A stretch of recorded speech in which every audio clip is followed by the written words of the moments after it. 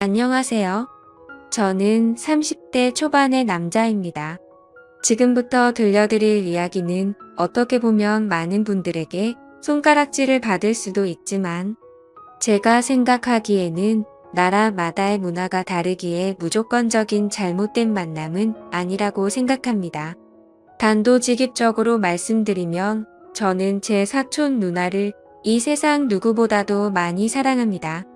단순히 어린 마음으로 순간의 감정으로 쉽게 빠져든 게 아니라 제 목숨을 바칠 수 있을 만큼 사랑하고 있죠. 참 아이러니합니다.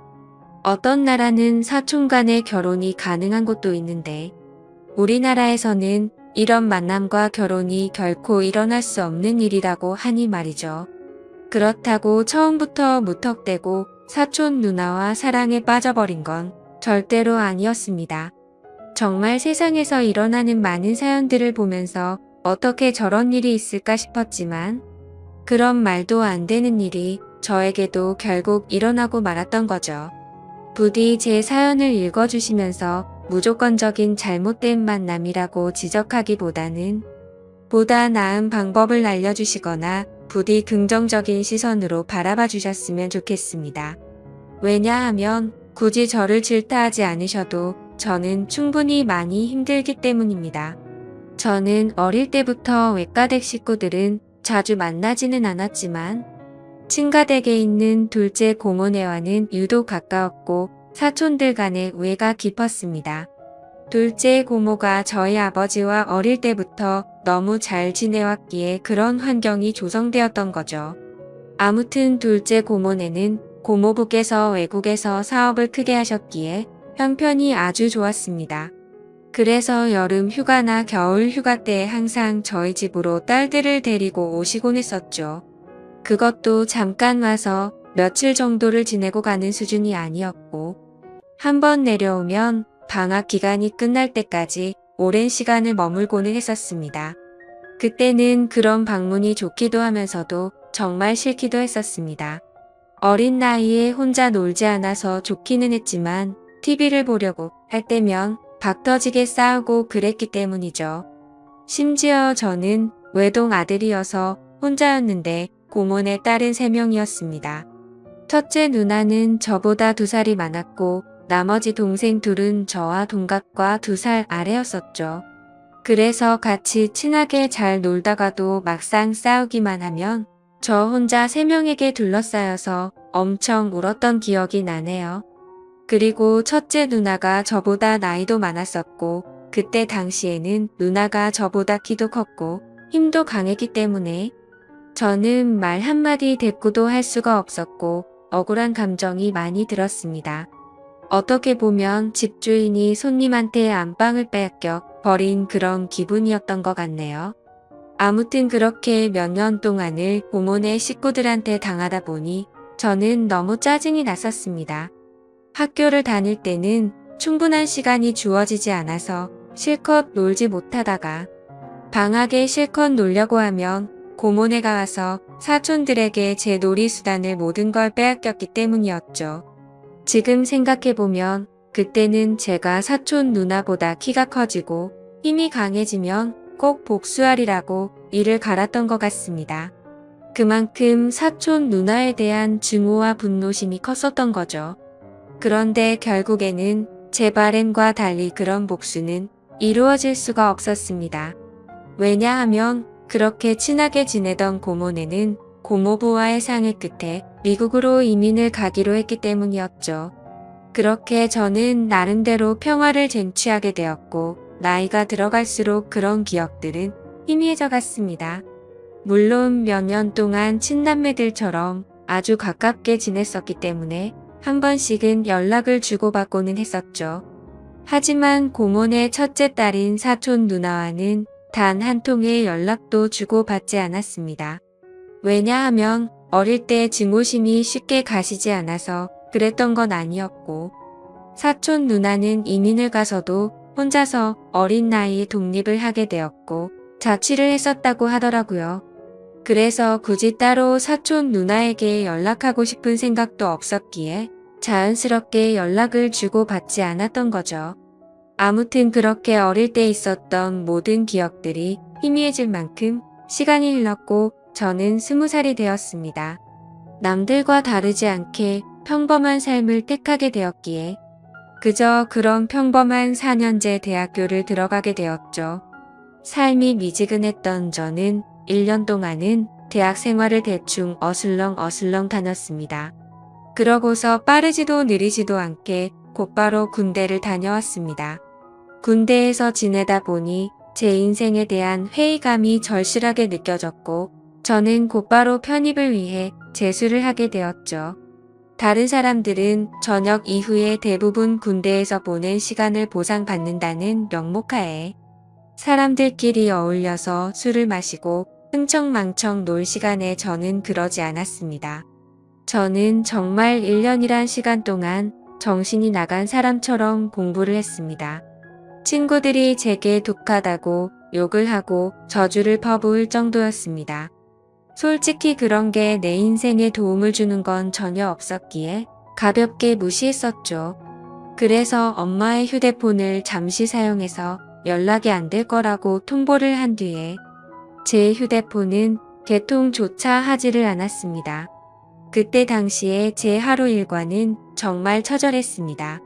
잠을 자다가 일어나면 공부로 시작해서 밥 먹는 시간과 화장실을 가는 시간을 제외하고는 오로지 하루 종일 공부만을 하면서 시간을 보냈습니다. 그로 인해서 코피는 하루라도 안 흘리면 이상할 정도였었고 여름에는 하루 종일 앉아있는 탓에 엉덩이의 땀띠가 너무 심각해져서 병원까지 다닐 정도였었죠. 그렇게 1년 동안 공부를 열심히 한 끝에 수능을 보게 됐습니다. 결과는 생각보다는 잘 나왔지만 결국 정말 아주 아쉽게 제가 바라던 대학교에는 떨어지고 말았습니다. 그래서 두 번째 지망하던 학교를 가느냐 아니면 1년을 더 준비를 하느냐의 기로에 서게 되었죠. 사실 말이 기로에 서게 된 거였지 제 뜻은 확고했었습니다. 공부를 시작할 때 목표는 오로지 한 곳이었기 때문이죠. 하지만 부모님의 눈에는 제 모습이 너무 처참했기에 제게 그 정도면 됐다며 두 번째로 지망한 학교로 가라고 하셨습니다. 저 또한 너무 힘든 1년을 지나왔기에 포기하고 싶은 마음도 굴뚝 같았죠. 하지만 결국 저는 고집을 부렸고 1년을 더 준비하기로 했습니다. 고통의 시간은 또다시 시작되었고 또다시 수능을 앞두고 어머니께서 오시더라고요. 어머니는 본인도 미신은 절대로 안 믿는데 지푸라기라도 잡는 심정으로 계명을 하는 게 어떻냐고 하시더군요. 저를 위해서 매일같이 기도를 드리러 다니시다가 만난 분에게 제 이야기를 했더니 이름이 뭔가 제 앞길을 자꾸만 가로막는다며 계명을 권하셨다고 하더라고요. 별로 고민할 것도 없었고 그러자고 했습니다. 제 이름에 큰 미련도 없었거니와 조금의 가능성이라도 더 생긴다면 뭐라도 하고 싶었으니깐요. 그리고 도저히 이 지옥 같은 시간을 더 이상은 할 자신이 없었거든요. 그렇게 계명을 하고 나서 저는 또다시 수능을 치르게 되었습니다. 결론을 말씀드리면 꿈은 이루어졌습니다. 제가 그토록 원하던 대학교에 합격을 하게 되었던 거죠. 그래서 제 인생은 군대를 가기 전과 후가 정말 완벽하게 달라지게 되었습니다. 그저 그런 평범한 대학생에서 우리나라에서 가장 좋은 대학교의 학생이 되었으니깐요. 그렇게 힘들게 얻은 자리였기에 저는 연애 한 번도 제대로 못한 채로 대학 생활만을 정말 열심히 했습니다. 시간은 금방 흘러갔고 어느덧 저는 졸업을 하고 다행히 대기업에 당당히 입사를 하게 되었죠. 처음 회사를 입사하고는 모든 게 낯설었고 힘든 시간의 나날들이 이어지더군요. 하지만 이곳 직장도 사람들이 사는 곳이라 그런지 점차 익숙해져 갔고 사내 커플이 있었는데 그 커플을 보고 있으니 저도 모르게 외로운 마음도 들기 시작하더라고요. 제가 학창 시절에 엄청나게 인기가 있는 스타일은 아니었지만 적어도 여자친구가 없는 기간이 1개월도 넘기지 않을 만큼 항상 여자친구가 있었거든요. 대부분은 오랜 시간 동안 만남을 가졌기에 많은 여자들을 만난 건 아니었죠. 아무튼 이제는 열심히 이루고자 하는 바도 일단은 어느 정도 이뤄낸 것 같은 마음이 들기 시작했고, 다른 사람들처럼 친구들도 만나고 회식도 하고 평범한 나날을 보내고 있었습니다. 그리고 주말을 앞둔 금요일 저녁 제 인생을 송두리째 바꿔놓은 여자를 만나게 되었습니다. 그날은 모처럼 회사를 마치고 친구들과 강남에 있는 술집에서 자리를 가졌고, 술에 취한 나머지 평소에 거들떠도 보지 않던 감성주점의 술집으로 향했습니다. 그곳은 나름대로 헌팅을 하기에 자연스러운 분위기에 춤도 추고 술도 마시는 클럽 음악이 나오는 술집이었죠. 저는 시끄러운 곳은 그렇게 좋아하지 않는 성격이어서 별로 재미가 없었습니다. 그런데 참 눈이 즐겁긴 하더라고요. 어린 사람들이 신나게 꾸미고 와서 그런지 하나같이 잘생기고 예쁜 사람들 투성이었죠. 그렇게 한참을 놀다가 제 눈에 띄는 한 사람이 있었는데, 그녀를 보자마자 첫눈에 사랑에 빠지는 기분이 들었습니다. 왜 그렇게 생각할 정도였냐면, 저는 평생 여자에게 번호를 물어본 적이 없었는데, 그 여자를 놓치고 싶지 않은 마음에 정신이 나갔던 건지 저도 모르게 그녀에게 다가가서 대뜸 번호를 물어봤던 거죠. 그녀는 시끄러운 소리에 네? 라고 되물었고, 저는 다시 한번 번호 좀 알려주실 수 없냐고 물어봤습니다. 그러자 그녀는 죄송한데 남자친구가 있다며 정중하게 거절을 하더라고요. 그때 돌아섰으면 됐을걸? 자존심 구겨지게 친구로라도 지내고 싶다며 재차 물어봤습니다. 그녀는 다시 한번 죄송하다고 하고는 그 자리를 떠나더군요. 생애 처음으로 번호를 따본 거였는데 거절을 당해서 너무 창피해 죽겠더라고요. 쥐구멍이라도 숨고 싶은 심정이 이런 건가 싶었습니다. 그런데 그런 창피한 감정보다도 그녀의 연락처를 받지 못한 게 더 상심이 컸습니다. 또다시 다가가서 말을 걸면 이상한 사람으로 볼까 봐서 차마 다가가진 못했죠. 그렇게 조용히 술을 마시면서 그날 그곳에서 오로지 그녀만 쳐다보다가 집으로 돌아갔습니다. 집에 와서도 용기를 다시 내볼 걸 그랬나 생각도 들었고, 정말 아쉬운 마음에 밤새도록 잠을 설쳤었던 기억이 나네요. 사실 스쳐가는 인연이라고 생각하면 며칠 정도 지나면 금방 잊혀져야 정상인데, 그로부터 3달 정도가 지났을 무렵에도 문득 그때 그날의 그녀가 생각나서 환장할 노릇이더라고요. 해변가에서 모래벌판에서 바늘 찾기라도 하는 심정으로 3달 사이에 10번도 넘게 그곳에 다시 가봤었습니다.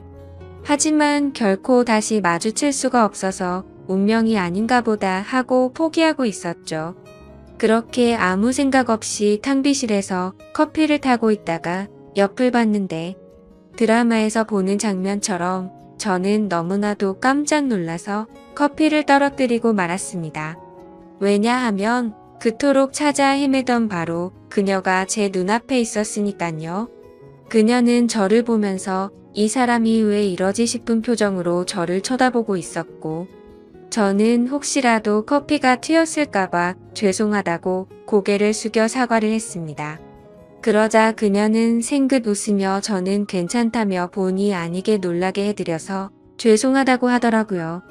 그렇게 어색한 인사를 뒤로하고 그녀의 명찰을 보니 저희 회사 명찰을 달고 있었습니다.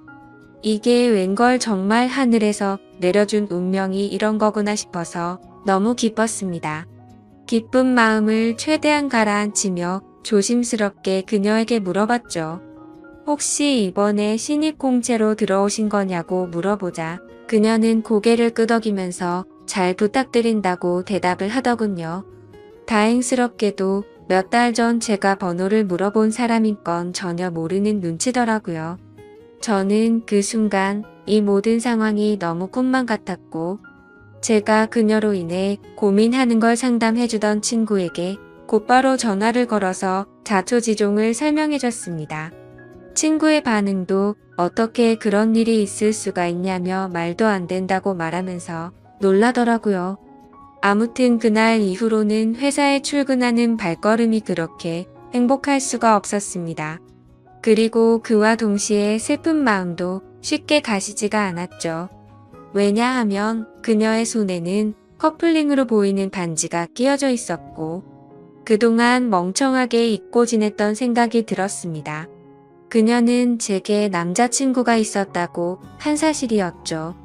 사실 기억을 못하지는 않았지만 연락처를 달라고 하면 대충 거절하려고 남자친구가 있다고 거짓으로 대답하는 그런 거라고 믿고 싶었던 것 같습니다. 그렇게 또다시 저는 그때 감성 주점에서 멀리서 쳐다만 보고 있던 제 자신을 또 보고 있는 기분이었죠. 그때 그런 생각이 들었습니다. 골키퍼가 있다고 골이 안 들어가나? 결혼을 한 것도 아니고 법적으로 문제가 되는 것도 아닌데 최선을 다해보자 싶더라고요. 저에게는 끈기와 노력이라는 제 자부심이 있었기에 그때부터 또다시 저는 불타올랐습니다. 하지만 도가 지나친 관심과 행동은 최대한 지양하였고 업무를 핑계 삼아서 가끔씩 찾아가서 업무에 대해 물어보면서 은근슬쩍 제 존재를 각인시켰습니다. 그렇게 시간은 천천히 흘러갔고 그러던 중 부서 간의 회식 자리가 잡혔습니다. 그토록 기다리던 시간이었는데 드디어 기회가 왔구나 싶어서 기분이 좋았죠. 며칠 뒤 회식이 있는 날 저는 정신을 바짝 차리고 술을 마셨고 그녀와의 사이를 더욱 가깝게 하기 위해서 최선을 다해 빈틈을 노리고 있었죠. 그러던 중 너무 긴장하면서 술을 마셔서 그런 건지 배가 아파서 화장실을 갔습니다. 볼일을 보고 있는데 바깥에서 남자 소리가 들리더군요. 너 옆 테이블에 있던 신입사원 얼굴 봤냐고 묻더니 우리 회사에 저런 미녀가 언제 들어왔냐면서 내가 고백해볼까? 이런 식으로 웃으면서 그녀에 대한 이야기를 하고 있더라고요. 그 말을 듣는 순간 기분이 너무 불쾌했지만 뭐라고 말할 수는 없었습니다. 제가 남자친구도 아닐 뿐더러 사실 제가 첫눈에 반할 정도였으니 다른 남자들이 볼 때도 당연히 호감이 갈 수밖에 없겠구나라는 생각이 번쩍 들었던 거죠. 그래서 저는 이러다가는 별의 별 사람들이 다 고백하겠다고 생각하고 조금 더 적극적으로 그녀에게 다가가야겠다라고 생각을 고쳐먹었습니다.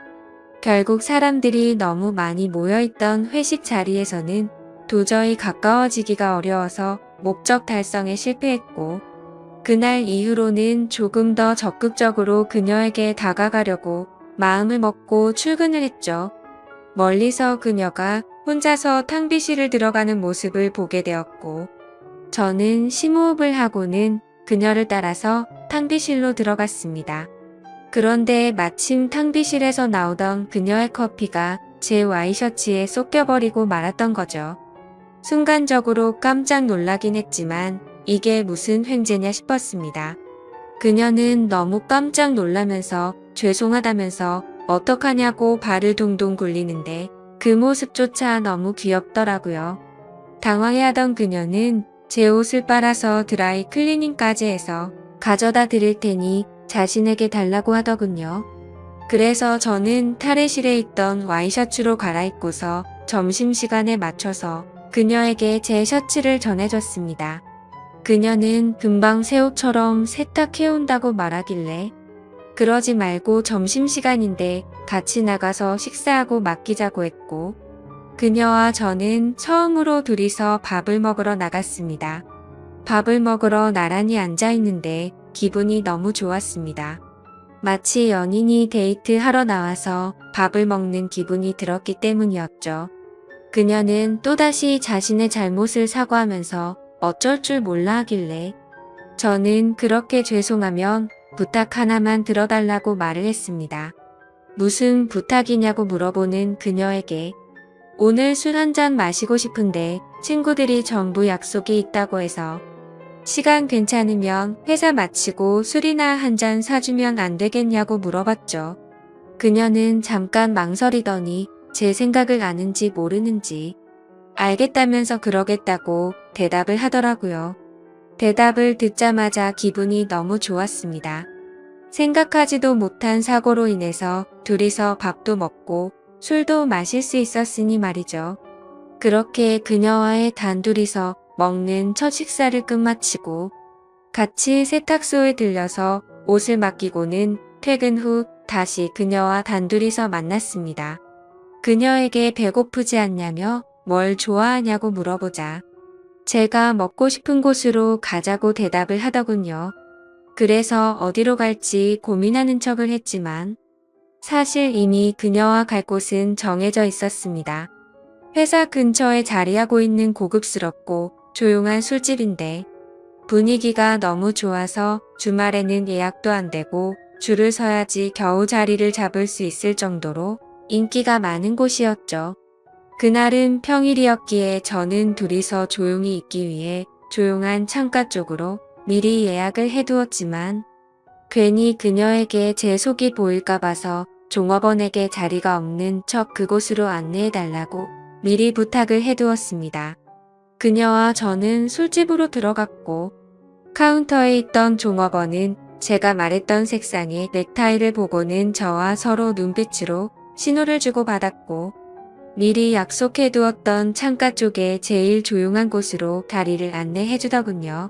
그녀는 자리에 앉자마자 이렇게 좋은 곳은 한국 들어오고서 처음 와본다며 좋아하더라고요.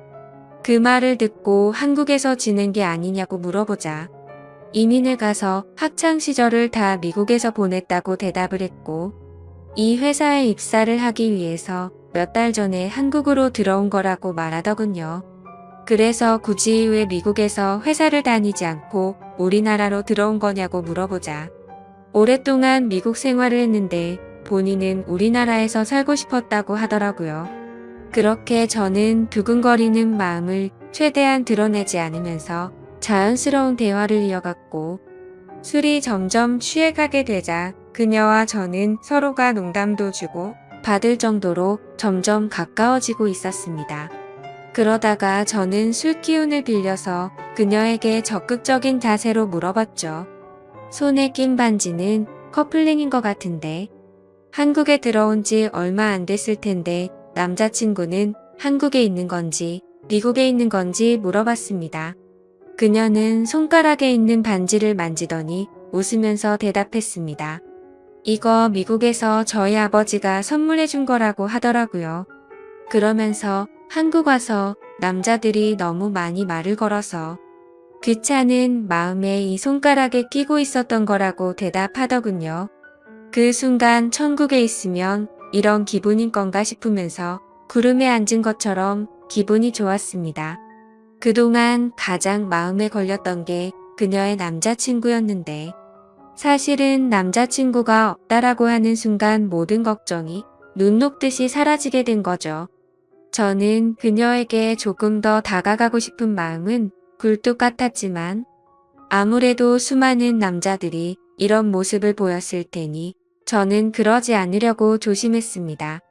그런 모습이 그녀의 호기심을 자극시켰던 건지 약간은 무뚝뚝하게 행동하는 저에게 그녀는 관심을 갖기 시작했는지 제게도 질문을 하더라고요. 선배님은 여자친구 혹시 있으세요?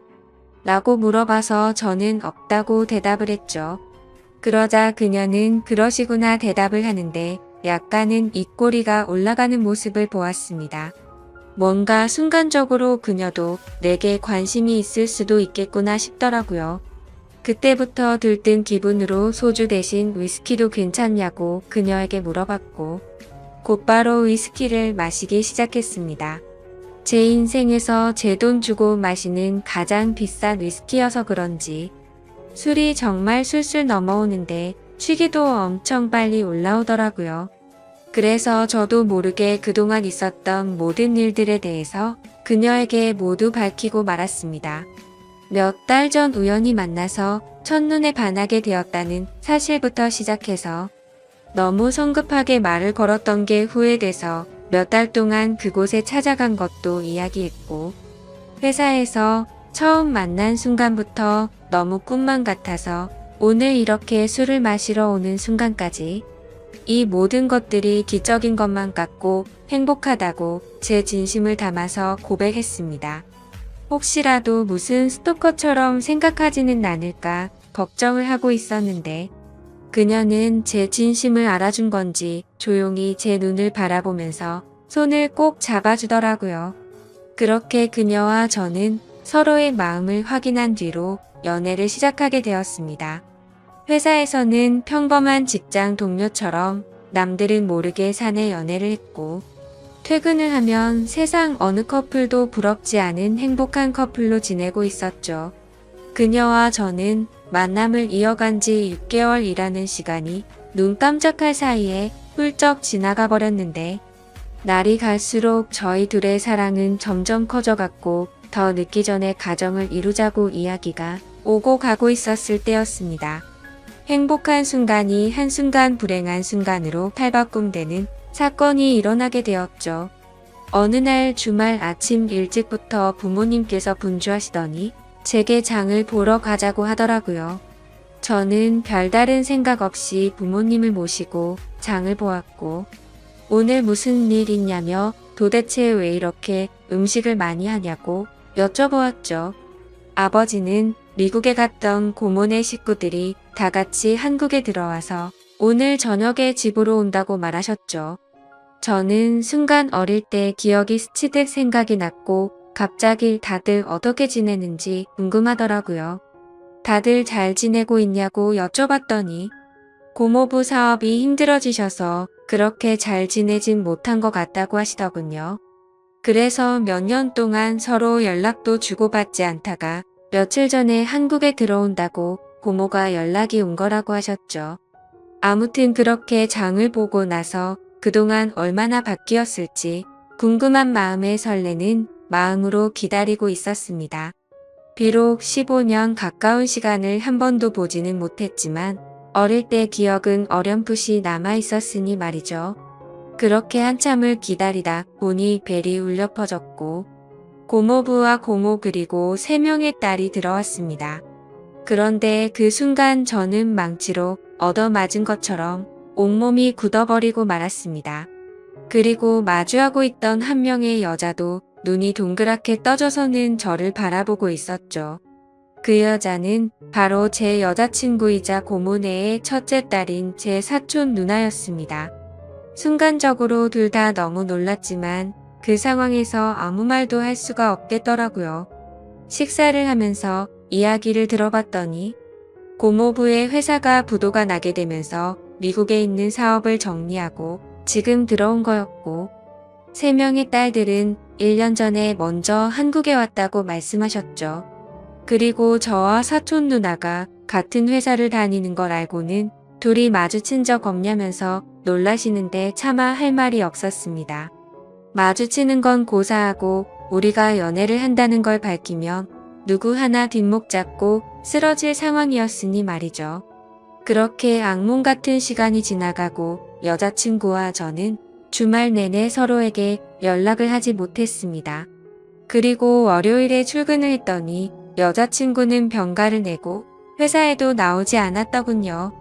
그래서 이대로 피해서는 도저히 안 되겠다 싶었고 저는 조퇴를 하고 여자친구가 혼자서 지내고 있는 집으로 찾아갔습니다. 비밀번호를 바꾼 게 아닐까 생각하면서 눌러봤더니 바꾸지는 않았더군요. 신발장을 보니 다른 사람은 역시나 없는 것 같았습니다. 고모부와 고모는 주말 동안 여자친구 집에 있다가 월요일 아침 일찍 두 딸이 지내고 있는 부산으로 내려간다고 했기에 여기에 안 계실 거란 걸 알고 있었죠. 천천히 문을 열고 들어서는데 암막 커튼으로 인해서 집안이 온통 깜깜했습니다. 저는 그 어둠에 대고 조용히 괜찮냐고 말을 꺼냈더니 그 순간 여자친구는 펑펑 울기 시작했습니다. 그런 모습을 보니까 저도 눈물이 나기 시작했고 서로가 끌어안고 한참을 울었습니다. 진지하게 서로가 앞으로 어떻게 할지에 대해서 말도 나누었습니다. 우리가 이렇게 만나는 게 맞는 걸까 아닐까 서로가 각자 한참을 생각해 보았지만 도저히 답이 나오지 않더군요. 저도 그렇고 여자친구도 지금 벌어진 이 상황이 너무 황당하고 하늘이 원망스러웠습니다.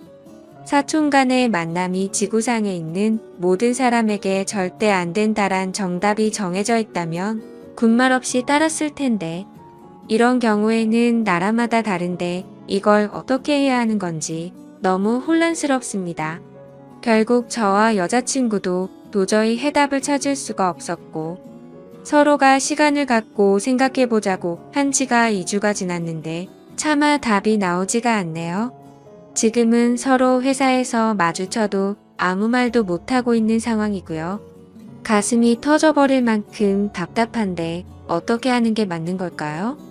솔직히 저는 그녀를 너무 많이 사랑하고 제 목숨도 바칠 수 있기 때문에 부모님께는 너무 죄송스럽지만 여자친구와 저와의 사이를 모두에게 비밀로 하고 아무도 모르는 다른 나라로 이민을 가서 행복하게 살고 싶습니다.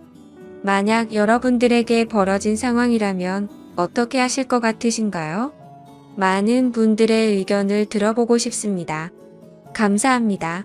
얼마 전 군대를 전역하고 나서 일을 하던 중 세상에서 처음 겪는 새로운 경험을 하게 되어 너무 답답한 마음에 이렇게 사연을 남깁니다.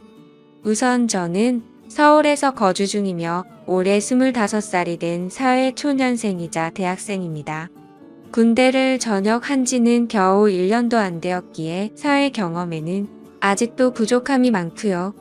사실 저는 군대를 가기 전이나 군대를 갔다 온 후로나 달라지지 않은 게 어릴 때부터 몸을 쓰는 걸 아주 싫어하는 게으른 성격을 지니고 있습니다. 그래서 몸을 쓰는 일보다는 몸을 최대한 덜 쓰는 자동차 운전 같은 걸 남들보다 심하게 좋아했었고, 어릴 때부터 자동차에 대한 관심도 너무 많았었습니다. 그렇게 대학 생활을 하던 중 그나마 늦지 않게 운전병으로 빠른 입대를 신청했었죠. 그래서 그런지 군대에서 생활을 하는 동안 항상 운전만 하고 몸 쓰는 걸 하지 않다 보니 전역을 하고 나서도 몸 쓰는 건 여전히 하기가 싫더라고요. 하지만 군대를 다녀온 신체 건장한 아들이 집에만 박혀서 살기에도 죄송스러웠고 얼굴을 들기조차 창피하더라고요. 군대도 다녀왔는데 밥값이며 학비는 내 손으로 벌어보자는 마음으로 구인 구직 사이트를 둘러보고 있었습니다. 그렇게 찾아보던 중 제 성격과 게으름에 가장 제격이었던 사무직이 안성맞춤이었지만 저는 컴맹 수준으로 컴퓨터를 잘 다루지 못했었기에 지원조차 하지를 못했죠. 그렇다고 식당에서 몸을 써가면서 일을 하는 건 도저히 못하겠더라고요. 그러다 제 눈에 띈 날바 자리는 다름 아닌 대리기사였습니다. 군대를 가기 전까지만 해도 이렇게 시스템이 잘 되어 있지 않았기에 생각조차 못 해봤는데 대리기사 일을 해보고 나니까 얼마나 세상이 달라졌는지 새삼 감회가 새로웠습니다. 아무튼 운전이라면 누구보다 자신이 있었습니다.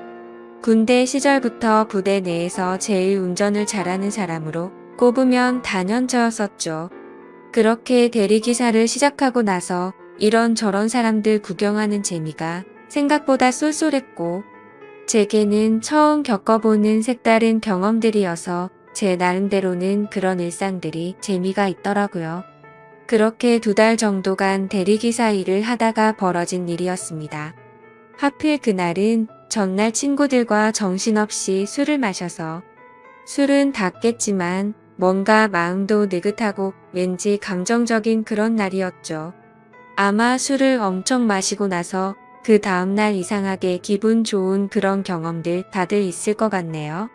그래서 기분 좋게 대리기사 업무를 하던 중에 벤츠 차량에 콜이 뜨더라고요. 대리기사를 하면서 외제차를 몇 번 경험하긴 했지만 자동차에 관심도 많았고 꿈이 외제차를 사는 거였기 때문에 최대한 많은 외제차를 몰아보고 싶은 마음이 컸었습니다. 그래서 백문이 불여일견 외제차가 뜨면 단거리든 장거리든 마다하지 않고 콜을 받았었죠. 아무튼 재빠르게 콜을 접수받아서 제게 배차가 되었고 기분 좋게 손님이 계신 곳으로 갔습니다. 도착해서 손님에게 전화를 걸었더니 전화를 받자마자 여자 손님이 술에 만취한 목소리로 누구냐면서 앙칼진 목소리를 내더라고요. 순간 또 진상 손님이 걸렸구나 싶었습니다.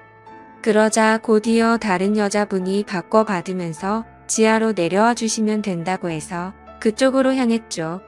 도착해서 보니 귀티가 나는 여자 한 명이 도도하게 서서 제게 키를 주고는 잘 부탁드린다며 휙 가버렸고, 자동차 안을 살펴보니 뒷좌석에서 여자 손님이 잠들어 있더라고요. 그런 상황은 또 처음 겪었기에 바로 한숨이 나왔지만 그러려니 하고 자동차에 탔습니다. 여자 손님에게 도착 주소는 어플로 신청하신 곳으로 가면 되냐고 하자 고개만 끄덕이더라고요. 그래서 생각보다 많이 취한 진상 손님은 아니다 싶어서 별일 없겠구나 싶었고 운전을 시작했습니다.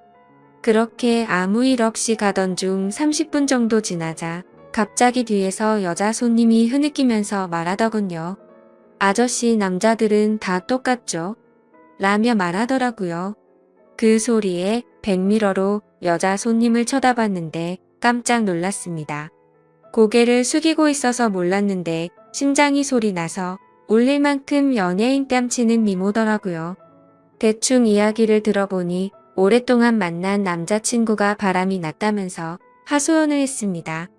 그 말을 듣는데 저로서는 도저히 이해가 가지 않더라고요.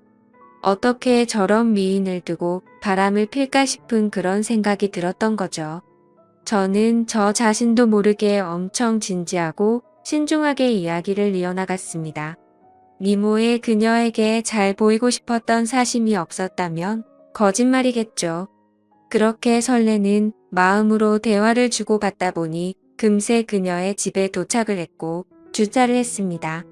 그러자 그녀는 오랜만에 대화 잘 맞는 상대 만났는데 아쉽다고 하더라고요. 그래서 저는 농담 삼아 다음에 기회 되면 같이 술이나 한잔하면 되죠라고 했더니 그거 좋은 생각이다며 그럼 그냥 오늘 여기 앞에 가서 한잔하면 안 되겠냐고 묻더라고요. 자신이 오늘 너무 슬퍼서 술도 더 마시고 싶고 그런데 말 동무 좀 해달라면서요. 심지어 오늘 일 못하는 거 자신이 보답해주겠다며 대뜸 제게 5만원짜리 10장을 꺼내더라고요. 솔직히 그 돈을 받는 게 자존심이 상했지만 술에 취해서 기억이나 할까 싶었기에 일단 받았죠. 그리고 이런 능력 있고 미모의 여성과 술자리를 가지면 저한테는 손해될 게 없고 오히려 좋았으니깐요. 하지만 농담인지 진담인지 아니면 나한테 뭔가 사기를 치려는 게 아닌가 싶어서 무섭기도 했습니다. 그러나 그런 생각은 소설 같은 이야기였고 그녀는 단순히 술을 더 마시고 이야기를 하고 싶었던 것 같더라고요. 그렇게 차를 주차하고 같이 걸어서 술집으로 향하는데 이게 뭐지 싶고 너무 황당한 상황이라 너무 어색했습니다. 그러면서도 가슴이 두근대서 은근슬쩍 옆으로 보니 역시나 그녀의 미모는 말할 것도 없었고 몸매 또한 모델은 뺨칠 만큼 기가 막히더라고요. 술집에 도착하자마자 이런저런 이야기를 쉴 새 없이 떠들어댔죠. 마치 아주 오래된 연인이 오랜만에 만난 것처럼요. 그녀와 저는 술을 같이 몇 잔 주고받으면서 통성명을 하게 됐고 그녀는 저보다는 6살이 많은 연상의 여자더라고요. 아니나 다를까 어릴 때부터 모델 활동을 하면서 또래에 비해 비교할 수 없을 만큼 많은 돈을 벌었고 자신만의 쇼핑몰을 운영하면서 경제적으로 성공을 거뒀다고 했습니다. 저도 나름대로는 중학교 이후부터 여자친구가 끊기지 않을 정도로 인기도 많았고 부족함이 없었지만 그녀의 미모와 능력에 비하면 견줄 바가 없어서 저도 모르게 위축이 되더라고요. 하지만 그런 격차들도 술을 마시면 마실수록 그녀와의 사이도 가까워졌고 그날 결국 두근대는 마음에 취하고 싶다는 생각에 쉴 새 없이 마시다 보니 필름이 끊겨버리고 말았습니다. 다음 날 아침에 눈을 떠보니 저는 낯선 집에서 자고 있더군요. 당황해서 옆을 보니 어제 봤던 그 여성분이 잠들어 있었고요. 그래서 사고를 쳐서 혹시나 성추행범으로 잡혀 들어가는 거 아닌가 싶어서 깜짝 놀랐습니다. 하지만 정신을 차려보니 옷도 그대로 입고 있었고 둘 다 술이 너무 취해서인지 별일이 없었더군요. 저는 이 상황에 어떻게 해야 하나 싶어서 생각을 하던 중에 옆에서 그녀가 일어나서는 별일 없다는 듯이 잘 잤냐고 묻더라고요. 뭔가 찌질한 모습을 보이기 싫어서 쿨한 척하면서 잘 잤다고 대답을 했죠. 그러자 대뜸 그녀는 숙취 때문에 해장하고 싶다면서 밥을 먹으러 가자더군요. 너무 난감한 상황에 그러자고 하고는 같이 식사를 하게 되었고 무슨 생각인지 해장술을 마시자며 또 술잔을 기울이게 되었습니다. 하지만 확실히 전날과는 다른 느낌이더군요. 뭔가 처음 만난 사람 같지 않고 썸을 타는 이성과 있는 느낌이랄까요? 그렇게 해장 겸 낮술을 하다가 그녀가 물어보더라고요.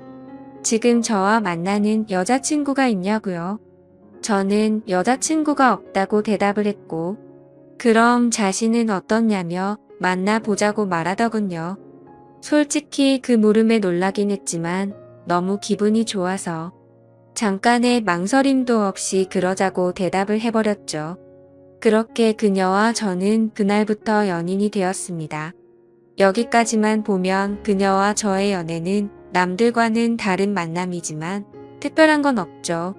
하지만 여자친구와 제가 만남을 이어갈수록 여자친구와 저의 위치가 달라서인지 납득할 수 없는 사건들이 점점 많이 생겨나더라고요.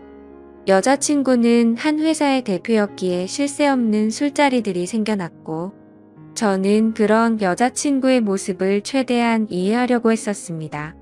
술을 마시면 집에 도착했다는 메시지 하나만 남겨두고 연락도 없이 잔다고 한다던지 그것도 연애를 하는 기간이 길어질수록 연락도 없이 잠을 자버리곤 하더라고요. 여자친구의 연락 두절에 진절머리가 나서 스트레스를 많이 받고 있었지만 여자친구를 너무 사랑하고 좋아했기에 크게 뭐라가 할 수도 없었습니다. 그리고 제가 속이 좁아서 이해를 못하는 건지 이런 일도 있었습니다. 여자친구는 거래처 사장님과 회식이 있다고 하더라고요. 저는 평소와 다름없이 알겠다며 집에 들어가면 연락하라고 말했습니다. 근데 그날따라 왜 그랬던 건지 갑자기 여자친구가 너무 보고 싶은 마음에 깜짝 놀래켜주려고 여자친구의 집으로 갔습니다. 비밀번호를 누르고 들어가니 여자친구는 아직 집에 없더라고요. 그렇게 서프라이즈 이벤트를 해주려고 한참을 기다리다가 저도 모르게 잠이 들었습니다. 근데 1시간 전에 온 카톡을 보니 여자친구가 집에 도착을 했다고 하더군요. 내가 지금 여자친구의 집에 와 있는데 이게 무슨 소리지 싶어서 온 집안을 찾아봤습니다. 하지만 여자친구의 흔적은 전혀 없었고 현관에는 우두커니 제 신발만 있더라고요. 솔직히 그때는 머리에 피가 거꾸로 솟는 기분이었고 곧바로 여자친구에게 전화를 걸었습니다. 그런데 전화를 몇 번이나 해도 받지 않더니 마지막에는 신호음이 몇 번 가더니 휴대폰이 꺼져버리더군요. 도저히 맨정신으로 버틸 수가 없어서 여자친구 집에 있는 온갖 술을 퍼부어 마시고는 전화도 계속하고 카톡으로 온갖 말들을 계속 남기다가 저도 모르게 잠이 들었죠. 그러다 현관 비밀번호 누르는 소리에 잠이 깼더니 여자친구는 친구네서 잠이 들었다며 카톡으로 온 내용 봤는데 무슨 소설을 이렇게 썼냐면서 아무렇지 않은 듯이 오해하지 말라고 말하더군요.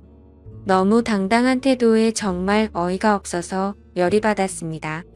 하지만 차마 아무 말도 하지 못하고 그냥 나와버렸습니다. 왜냐하면 제가 그녀를 너무 좋아하는 마음이 컸습니다. 이 문제를 크게 키워서 그녀와 헤어지기가 어려웠기 때문이죠. 드라마나 영화에서나 나오는 기가 막히 우연으로 만난 인연이지만 제가 살아오면서 만난 여자들과는 견줄 수가 없을 정도로 제 인생에서 가장 사랑하고 있는 여자입니다. 하지만 그만큼이나 이해가 되지 않는 여자라서 제 마음이 너무 힘이 드네요. 사실 첫 만남부터가 제게 당돌했던 여자친구의 모습이 겹쳐 보이면서 다른 남자들을 만나서도 그러지 않을 거란 생각도 버리지 못하겠고요. 그래서 이런 식으로 만나는 게 맞는 건가 많은 생각들을 하게 되더라고요. 그녀와의 만남이 깊어지면 깊어질수록 더 힘이 들 것 같지만 포기를 하는 것도 어렵더군요. 결혼하고 나서도 여자친구가 사업을 핑계 삼아서 다른 남자들과 술을 마시고 들어오면 이해가 될까 이런 생각도 들었습니다. 하지만 이런 생각조차도 여자친구가 정상적인 사업을 하는 여자였다면 일어날 일이었을 테니 쓸데없는 걱정을 했던 거더라고요. 그때 당시에는 유튜브나 여러 곳의 온라인 커뮤니티에서 여자친구들이 바람난다는 글만 봐도 마치 제 여자친구의 이야기인 것만 같고 저를 돌이켜보면 결혼도 하지 않았는데 불구하고 제게는 의처증이 생겨버린 것 같았죠. 어떻게 보면 수많은 연인들이 이런 사소한 문제들로 다투고 화해하고 그러는 건 잘 알고 있습니다. 하지만 얼마 전 도저히 믿기지 않는 충격적인 일들이 벌어지면서 모든 사실을 알게 되었고 제 인생에서 가장 힘들고 괴로운 시련을 겪고 말았습니다. 지금도 물론 많이 힘들고 고민도 많지만 그때 그 사실을 알고 나서는 정말 태어나서 가장 힘든 시기였었죠. 아무튼 그날은 평소처럼 행복한 하루였습니다. 여자친구와 함께 맛집에서 맛있게 밥도 먹고 다른 평범한 연인들처럼 기분 좋게 데이트를 하고서 술을 마시고 있었습니다. 여자친구는 제가 봐왔던 여자들 중에서 가장 술을 잘 마신다고 해도 과언이 아닐 정도로 엄청 주량이 강했습니다. 그런데 그날따라 여자친구는 전날에도 술을 마셔서 그랬던 건지 아니면 너무 빨리 마셔서 그랬던 건지 평소에는 보지 못했던 취한 모습을 제게 보여주더라고요. 솔직히 술을 그만 마시라고 말릴 수도 있었지만 저도 술에 취해 있었고 너무 완벽했던 여자친구가 저런 술 취한 모습을 보이니까 뭔가 새롭고 흥미로웠습니다. 그래서 둘 다 오늘은 제대로 마셔보자며 새벽 늦은 시간까지 쉴 새 없이 술을 마셔댔죠. 지금 돌이켜 생각하면 차라리 그날 술을 그만 마시고 집에 들어갔었더라면 이라는 생각도 들지만 만약 그랬었다면 저는 제 여자친구의 추악한 진실을 절대 알 수가 없었을 겁니다. 여자친구는 너무 술을 많이 마셨던 건지 처음 봤던 그날처럼 완전 만취해서 잠들어 있었고 대리기사님이 와서 저와 여자친구는 뒷자리에 앉아서 금세 잠이 들고 말았습니다. 그런데 갑자기 여자친구의 목소리가 들려서 깼는데 사장님 오늘은 그만하고 들어갈래요. 이렇게 말하더라고요. 저 또한 너무 술에 취해 있었기에 그냥 여자친구가 술에 취하고 잠결에 헛소리를 하는 걸로 듣고는 그냥 대수롭지 않게 생각하고 넘어갔죠. 오히려 엉뚱한 소리를 하는 모습이 귀여워서 주사가 이런 거구나 싶은 생각까지 했던 제가 너무 멍청했던 것 같습니다. 아무튼 그렇게 여자친구의 집에 도착을 했고 뒷정리를 대충 한 다음에 저도 너무 피곤해서 간단히 씻고 나왔죠. 그런데 이상하게도 몸은 너무 피곤한데 1시간을 넘게 누워있는데도 잠이 오지가 않더라고요. 때마침 눈에 들어온 게 여자친구의 노트북이었는데 로그인이 되어 있더라고요. 오늘 늦잠을 자서 데이트에도 늦게 나오더니 정신없이 나오느라 노트북을 켜뒀구나 싶었죠. 아무튼 게임이나 하다가 자야겠다고 생각하고 여자친구가 잠에서 깰까 봐서 노트북을 가지고 거실로 나갔습니다. 그리고 게임을 다운받으면서 웹서핑을 하고 있는데 갑자기 알림이 뜨더라고요. 그때까지만 해도 여자친구가 개인 SNS를 하고 있다는 사실은 전혀 몰랐습니다. 왜냐하면 예전에 물어봤을 때는 분명히 그런 건 안 한다고 했었기 때문이죠. 아무튼 알림이 엄청 많이 떠서 들어가 봤더니 제 여자친구가 아닌 다른 사람 건 줄 알았습니다. 여자친구는 입에 담기 힘들 정도로 보기 민망한 그런 옷을 입고서 찍은 사진들이 한가득이었고 날짜를 보면 저와 만나기 이전이긴 하지만 근육질 몸매의 남자들과 어깨 동무를 하는 등 차마 말도 못할 정도로 아주 친밀한 사진들이 한가득이더라고요. 심지어 더 충격적이었던 건 남자들한테서 엄청나게 많은 개인 메시지가 쌓여 있더라고요.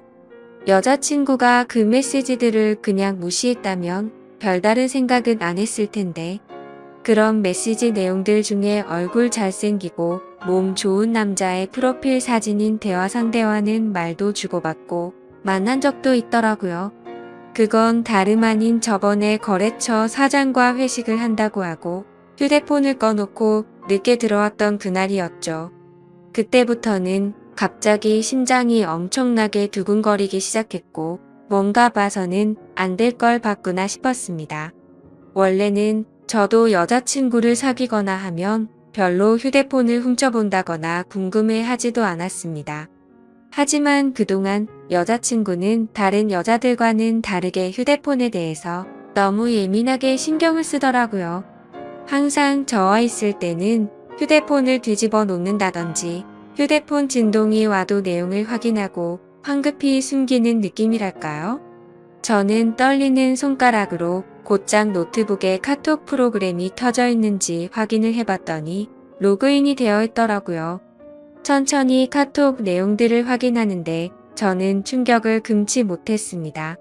당연히 그 남자와 주고받은 카톡 메시지도 있었고 서로의 은밀한 사진들도 주고받은 걸 보니 절대 부인할 수 없는 사이라는 건 두말하면 입이 아픈 수준이었습니다. 그리고 그것만 하더라도 너무 충격적이고 배신감의 분노가 치밀어 오르는 상황인데 그게 전부가 아니었습니다. 다른 카톡 내용들을 보고 있는데 정말 너무 충격적인 메시지가 있더라고요. 대충 말하면 별다른 대화는 없는데 상대방이 오늘 출근하니? 라고 물어보고 있고 여자친구는 네 출근이요 라고 답변하거나 이런 식으로만 굉장히 용건만 주고받는 대화 같았죠. 그래서 그 상대와의 대화 내용을 위로 올려서 보고 있는데 이 사람과 여자친구의 사이를 알 수 있었습니다. 여자친구는 진상 때문에 며칠 쉬다 출근한다고 보냈었고 그 상대방은 마음 잘 추스르라며 요즘 애들도 부족하고 네가 빠지면 힘들다는 등 누가 봐도 대충 어떤 대화인지 알 수 있는 그런 내용이었죠. 정말 다리에 힘이 풀려버린다는 말이 무슨 말인지 알 것 같더라고요. 당장 노트북을 다 부셔버리고 싶은 마음이 굴뚝 같았습니다. 하지만 지금 이 내용들만 보고 여자친구한테 따지고 들면 항상 그랬듯이 뻔뻔하게 핑계를 대고 넘어갈 것 같더군요. 그러고 보면 여자친구가 쇼핑몰 사업을 운영한다고 말만 들었을 뿐이지 실제로 쇼핑몰을 하고 있는 사무실을 직접 찾아가 본 적도 없었고 흔하디 흔한 명함조차도 받지 못했던 게 생각나더라고요. 아무튼 일단 당장은 현명하게 대처하자라는 생각으로 조용히 여자친구 방으로 들어가서 노트북을 사용했던 흔적들을 다 지우고 아무렇지도 않은 척 잠을 잤습니다. 아니 잠을 자는 척만 하고 누워 있었지. 내가 봤던 게 현실인 건가라는 생각에 도저히 잠이 오지 않았고 밤새 뒤척였습니다.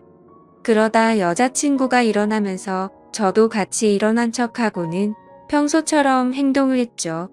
하지만 도저히 같이 있다가는 제 감정이 주체가 되지 않을 것 같아서 친구들과 약속이 있어서 일찍 가봐야겠다면서 먼저 집을 나섰습니다. 집 밖으로 나온 저는 모든 진실을 제 눈으로 확인하기 위해서 여자친구를 미행하기로 했죠. 그래서 평소에 제 고민을 잘 알고 지내던 친한 형에게 연락을 해서 자초지종을 설명했고 곧장 차를 빌려달라고 말했습니다. 모든 일을 알고 있었던 친한 형은 제가 혹시라도 눈이 뒤집혀서 돌발 행동을 할까봐 겁이 났는지 절대로 돌발 행동은 해서는 안 된다고 하면서 일단 조용히 몰래 뒤따라가서 증거만 수집하라고 신신당부를 하더라고요. 네가 사고 칠까 봐서 걱정도 되지만 그동안 그렇게 너를 뻔뻔하게 속였던 여자인데 어떤 사람일지 걱정이 된다고 했죠. 그래서 저는 그렇겠다고 대답을 했습니다. 하지만 그때 제 자신을 생각해보면 형의 눈에는 제 모습이 제정신이 아닌 사람처럼 보였을 겁니다. 그렇게 차키를 받아들고 나가려는데 형은 저를 불러 세우더니 도저히 이대로 혼자 보낼 수는 없겠다면서 자신이 운전해준다고 기다리라고 하더라고요. 평소 같았으면 걱정 말라며 너스레를 떨고 창피해서라도 저 혼자서 갔을 겁니다. 하지만 제 자신이 생각해도 저는 그런 걸 따질 상태가 전혀 아니었기에 형의 제안을 받아들였고 형과 저는 여자친구네 집 앞으로 가서 여자친구를 기다리고 있었습니다.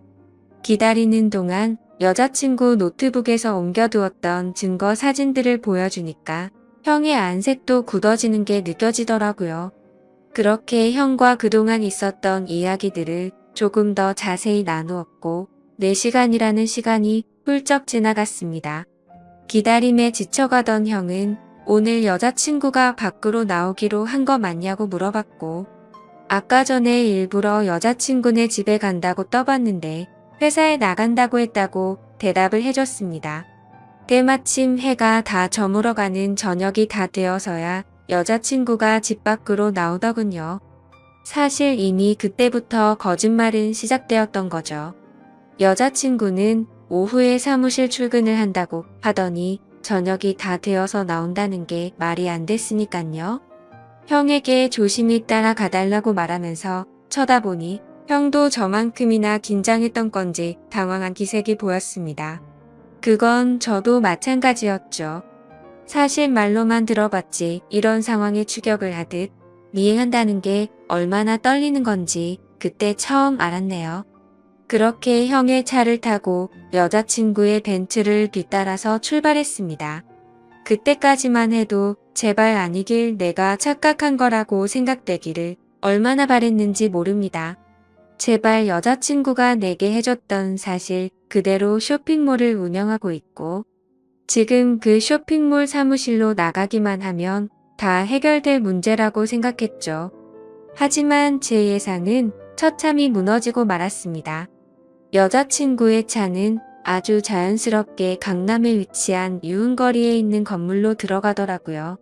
그렇게 사진과 동영상을 촬영해가면서 여자친구가 들어간 건물로 따라 들어갔습니다. 다들 예상하다시피 그곳은 절대로 평범하지 않은 술집이었습니다. 누가 봐도 아주 비싼 곳이었고 영화나 드라마에서나 봤을 법했던 그런 곳이었죠. 참 그때도 돈이 뭐라고 너무 비참하더군요. 영화나 드라마처럼 아무렇지 않게 들어가서 술을 시켜놓고 현장에서 엎어버리고 싶었는데 현실적으로 너무 비싼 술집인데다가 그렇게 행동했다가는 건달이 나올 것 같아서 차마 들어가지는 못하겠더라고요. 어쩔 수 없이 인터넷에서 검색해서 찾아보니 제가 생각하던 그런 곳이 맞았습니다. 어떻게 할지 한참을 고민하던 끝에 1시간 정도가 지난 뒤에 형의 휴대폰으로 여자친구에게 전화를 걸어서 주차장에서 차를 접촉사고 냈다고 거짓말을 했습니다.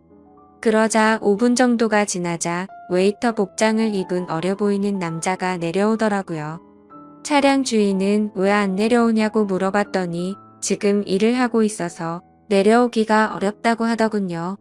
눈이 뒤집혀서 당장 뛰쳐 올라가고 싶었지만 최대한 참고 또 참았습니다.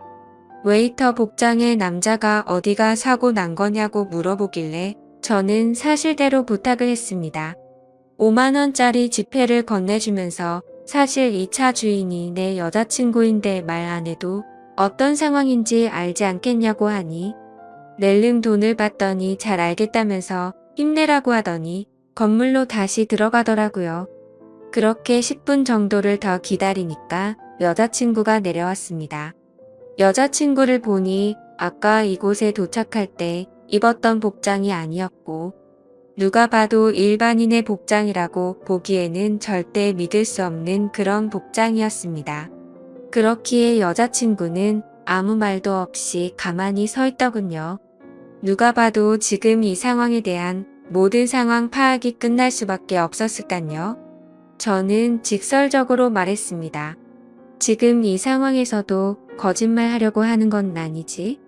나한테 지금부터 거짓말 할 생각하지 말고 전부 사실대로 말하라고 했습니다. 그러자 여자친구는 항상 그래왔듯이 뻔뻔하게 말을 하기 시작하더군요. 보면 모르냐며 되려 저에게 온갖 짜증을 내기 시작하더니 그런데 어떻게 알고 찾아온 거냐고 지금 자신을 미행했냐면서 따지기 시작하더라고요. 너무 어이가 없어서 네 노트북에 있는 카톡이며 역겨운 사진들 다 봤다고. 그래도 너를 끝까지 믿었기에 제발 아니길 바라면서 따라온 거라고 말했죠. 그러자 네가 내 남편도 아니고 자신의 프라이버시를 존중할 줄도 모르냐며 적반하장으로 나오더군요. 그 말에 너무 열이 받아서 저도 모르게 욕을 하기 시작했는데 형이 저를 막아섰고 주변에 있던 사람들이 웅성대면서 쳐다보더라고요. 그러자 여자친구는 이제 내 모습 알았으니까 속 시원하냐며 2번 다시는 연락하지 말고 꺼지라고 하더니 건물로 들어가 버리더군요. 너무 황당했고 열이 받아서 저도 모르게 눈물이 났고 건물로 따라 들어가려고 했더니 형은 아무 말 없이 그런 저를 막아서면서 다독여주더니 차에 태우더군요. 저런 여자는 네 인생에 아무 도움도 안 된다며 이렇게 열을 낼 필요도 없다더니 더 깊은 사이가 되기 전에 끝나서 다행이라고 생각하라고 저를 위로해줬습니다. 그날 이후로 저는 폐인이 된 것처럼 매일같이 술에 찌들어 살고 있는데 며칠 전 새벽에 여자친구가 술이 엄청 취해서 제게 전화가 왔더라고요. 끝날 때 끝나더라도 만나서 이야기하고 싶다면서 자기네 집으로 오라고 하더군요. 누가 봐도 욕을 해버리고 끊어야 정상인 걸 너무나도 잘 알았지만 한심한 저는 저도 모르게 여자친구의 집으로 찾아가게 됐습니다. 여자친구는 와줘서 너무 고맙다며 펑펑 울면서 안기더라고요. 그러면서 가정 형편이 어려워서 시작한 건데 저 때문에 자신도 괴로웠답니다. 저를 떠나고 생각해보니 돈 같은 게 무슨 소용인지 깨달았다며 일은 다 그만뒀다고 하네요. 근육질의 남자랑은 무슨 사이냐고 물어봤더니 진짜 광고 모델 제안 받아서 만났던 거고 아무 일도 없었다더군요. 그럼 그놈이랑 주고받은 사진들은 뭐냐고 물어봤더니 내 사진은 광고 모델에 필요해서 보낸 거고 그놈 사진은 갑자기 그놈이 나한테 대뜸 보낸 거라고 말하더라고요. 생각해보니 그때 그놈과의 카톡 메시지에는 특별히 대화는 없고 사진만 오고 갔던 게 생각이 났죠. 그러고서 여자친구는 다시는 실망시키지 않는다면서 다시 한 번만 자신을 믿어달라고 하더군요. 그날은 저도 모르게 여자친구의 눈물에 마음이 약해졌는지 알겠다고 대답해버리고 말았죠. 하지만 하루하루가 지날수록 이게 맞는 건가 생각이 들면서 제 스스로에게 너무 비참해지고 있습니다. 이 사실을 알게 된 친한 형은 저에게 화를 내면서 뜯어 말리더군요. 무슨 생각인지 도저히 이해할 수 없지만 네가 그런 여자랑 또다시 사귈 거면 연락하지 말라고 하더라고요. 그 형도 그럴 만한 게 저를 친동생처럼 아껴주기에 걱정돼서 그러는 건 알지만 너무 극단적으로 말을 하니까 저도 다시 한번 이 상황을 생각하게 되었습니다. 저는 여자친구의 말을 믿고 그동안은 어쩔 수 없이 벌어진 일이니 별일 아니라고 생각하는 게 맞는 걸까요? 이건 아니다 싶으면서도 여자친구를 너무 사랑해서 도저히 어떻게 해야 할지를 모르겠습니다. 상황만 놓고 말하면 여자친구는 저를 만나기 전부터 하던 일을 했을 뿐인 거고 저를 선택하기 위해서 그동안 해오던 일도 다 그만두고 개과천선했다고 믿고 싶기도 하거든요. 이 사실을 아는 그 형과 몇몇 친구들은 정신 나간 만남 그만하라고 쓴소리만 하는데 여자친구를 못 보면 너무 괴로워서 어떻게 해야 할지 저는 잘 모르겠습니다. 차라리 여자친구를 선택하고 모든 사람들과 연을 끊어야 하나 싶기도 하고요. 솔직히 말해서 제가 쓴 글이 미련하다는 거 잘 압니다. 그래서 멍청하게 봐주시는 분들 많을 거 각오하면서도 너무 답답해서 이렇게 사연을 남겨봅니다. 한때 제 바램은 여자친구와 결혼까지 해서 행복한 미래를 그려나가고 싶었는데 지금 이 상황이 참 많이 절망적이네요. 긴 글 읽어주셔서 진심으로 감사드립니다.